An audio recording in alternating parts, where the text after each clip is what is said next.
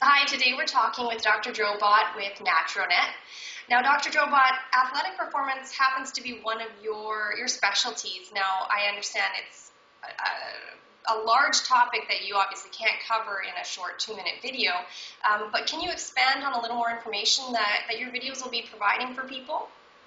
Yeah, I mean, there's so many different facets and there's so many different, I'm going to say, models in exercise physiology. And I mean, we've seen these things come and go so much. I mean, some of the examples, we got intensity training to aerobic training to marathon training to, multimodal training. We have all these different facets of it. And I think what's missed in this, because my background, my first degree was in exercise physiology, so I definitely learned the X's and O's of the science behind it with the VO2 maxes and all this stuff, but that's pretty static. There's what everybody misses is that it's the exercise part of it, but then there's physiology, and everybody's physiology is a little bit different. You really can't train a female and a male the same way, even though we do.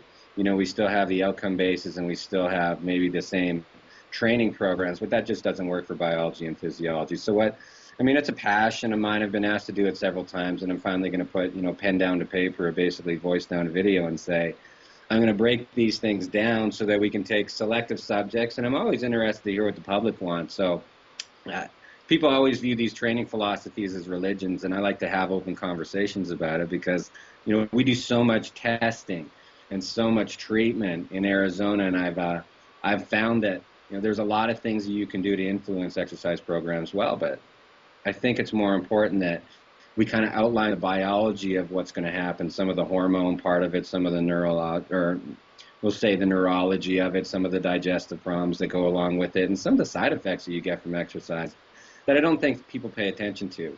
And I just really want this video series to be engaging and be a way that I can say, hey, I might not have 15 peer-reviewed articles or studies on this particular subject because I don't need it.